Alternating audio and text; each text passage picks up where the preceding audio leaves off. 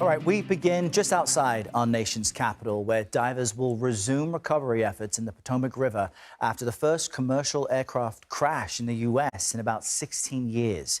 Investigators have found what's commonly known as the black box. It likely contains crucial flight data and voice recordings.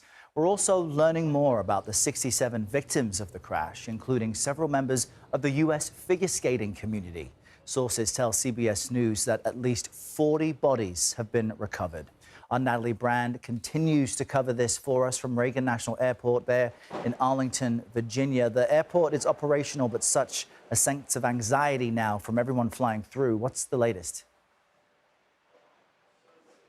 Absolutely, Errol. And this investigation still in its very early stages. The NTSB saying it hopes to issue a preliminary report within 30 days. But we've also learned some new information that the American Eagle crew, the pilots on board that flight, were told to change their landing route from one runway to another before the crash. We're also learning more about staffing inside that air traffic control tower at the time.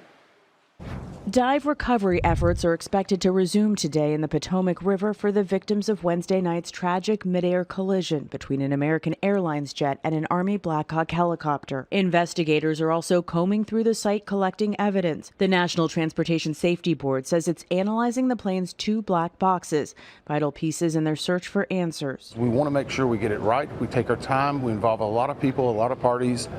That's the best way to make sure that we don't let tragedies like this happen again. At the time of the crash, both aircraft were flying at about 400 feet. Military helicopters are supposed to stay below 200 feet. Sources also tell CBS News that just one air traffic control worker was managing helicopter traffic and some planes taking off and landing when the collision happened, a task that's usually handled by two different people at that time of day. As part of any investigation, we look at the human, the machine, and the environment. This was the first major commercial plane crash in the United States in around 16 years. Among those killed, young figure skaters, their parents and coaches returning from a competition and training camp. I couldn't believe it at first, but after reality sets in, it's tragic. Memorials of flowers placed in their honor at ice rinks in Northern Virginia and Boston.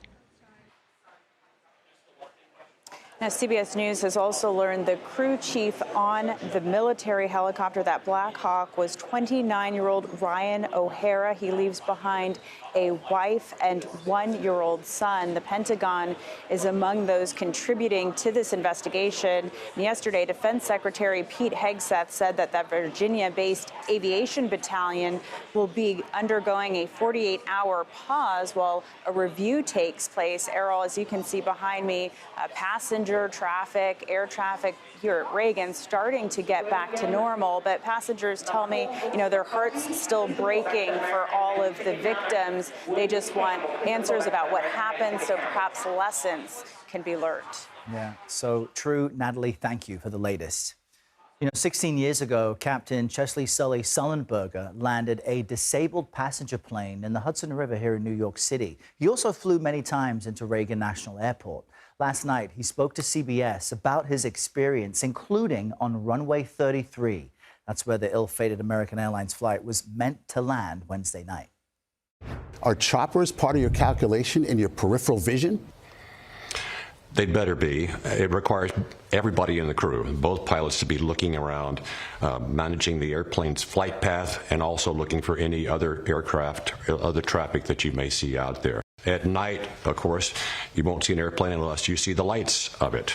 And then those lights may blend in with the nighttime background of a city. So sometimes the challenges are greater at night. Everything's a bit harder at night. The captain also said that while the airspace around DCA is incredibly busy, a pilot can always abandon a landing attempt to make sure the situation is safe.